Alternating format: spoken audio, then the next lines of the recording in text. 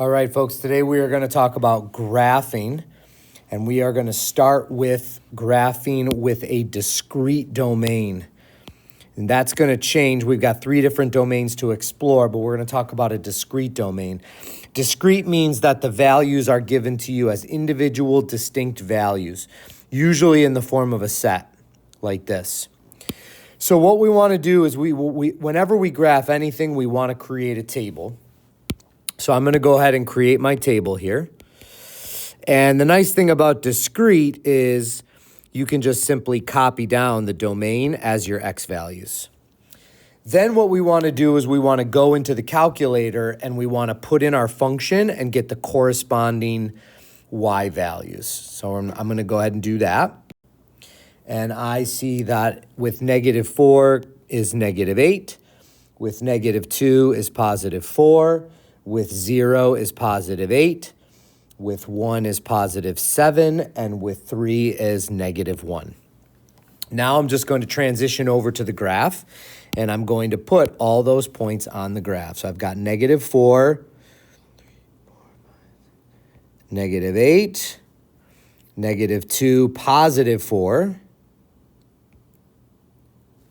0, 8, 1, 7, and 3, -1. Oops, that's in the wrong spot. There we go. And that's it. Because it's discrete, you do not connect the dots because I only want to see the outputs for these inputs specifically, not in between, so no line. Now, when it says to give the range, all we're going to do is we're simply going to put an R, or you can put f of x, and we are going to give the range values, no repeats, and it helps to put them in order, but that's not really required.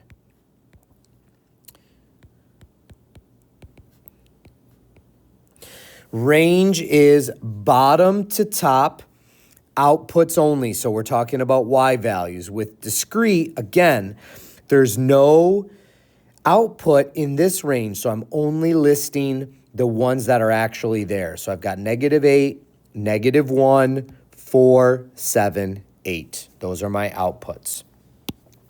So then we can practice like giving domain and range for discrete functions. So for each of these, we want to give a domain,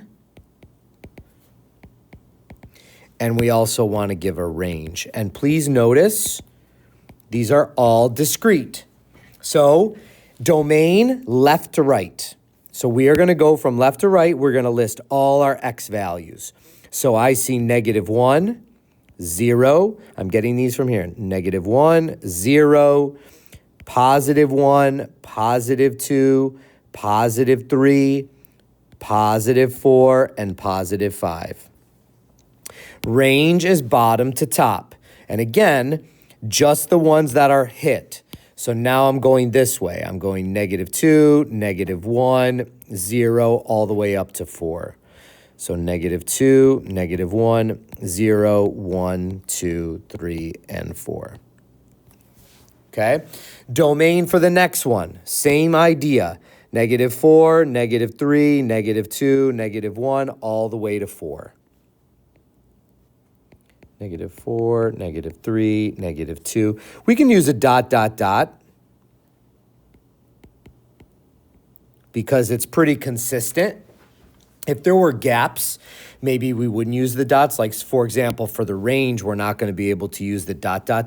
But for the range, no duplicates. So I've got, and it's bottom to top. So I've got -4. I've got -3.5. I've got -2, I've got 0.5, and then I've got 4. Bottom to top, no repeats. How about this one, domain? Looks like this one is a little bit, we're going to do some estimating here. I'm going to pretend that this point is at 1, because that seems a little weird. So I've got, it's 0.25. 0.25, 1. Okay, let's start listing these. I've got 0.25. I've got 1. I've got 2. This is at 3, and this one's at 4. All the x values. And then for the range, again, bottom to top. So this one looks like it's at 0.25 also. This one's at 0.5. This one's at 1, 2, and then 3. Okay? So big takeaways here. When we're graphing, we make a table. There's my x values. That comes from the domain. And I plot them with dots, no lines, no nothing. The range is bottom to top, no duplicates.